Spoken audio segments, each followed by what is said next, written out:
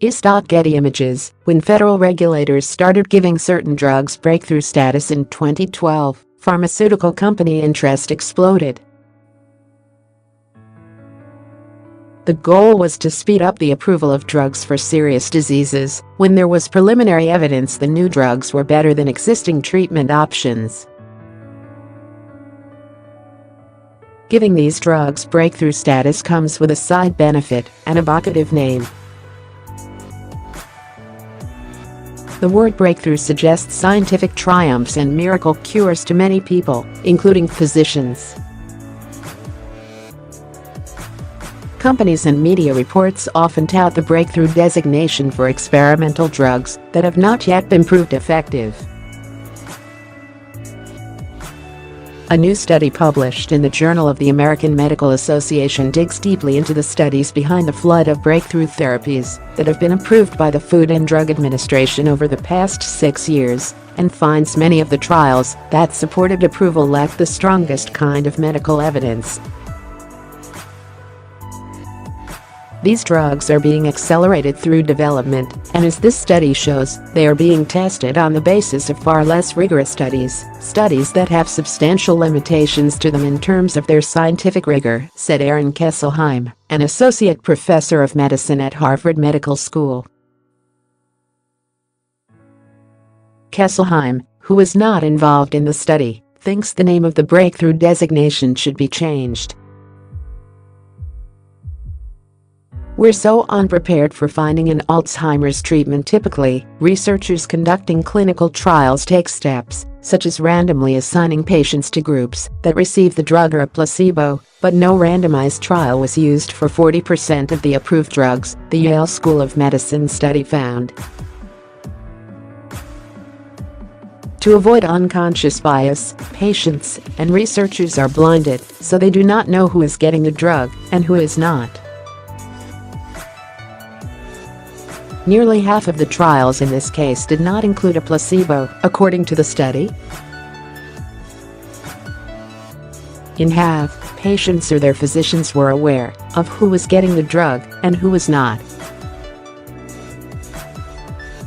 Joseph Ross, associate professor of medicine at Yale, said the study shows that efforts to speed up drug approval have been successful but come with a trade-off: uncertainty.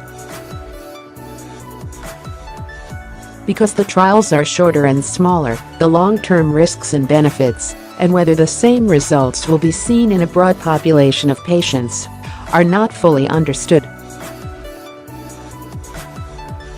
If we are going to be making this trade-off to allow novel drugs to come to market on the basis of evidence that is generally accompanied by greater uncertainty, we must be committed as a clinical and scientific community to ensuring that high-quality, rigorous post-market trials are conducted within a reasonable period, Ross said. For decades, the FDA has been working to speed up drug approval and using new approaches to account for the fact that very rare diseases or severe untreatable conditions may not be the best fit for one-size-fits-all, large, multi-year clinical trials.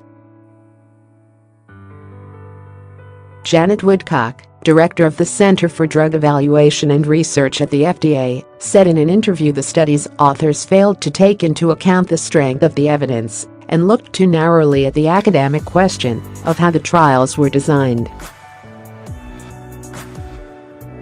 She said drugs with dramatic treatment effects or drugs that can be targeted to those who are likely to respond may not need the same type of trial design to demonstrate they work.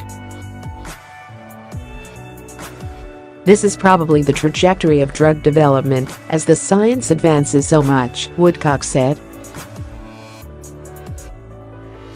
What has been traditional drug development is changing, and I know that's causing discomfort, but we're very confident the drugs out there are making tremendous benefit for patients. A Journal of Clinical Oncology study done this year evaluated cancer drugs that had received breakthrough therapy designation and found that, although they were approved faster, there was no evidence the medicines were safer, more effective or more novel than drugs approved without the designation.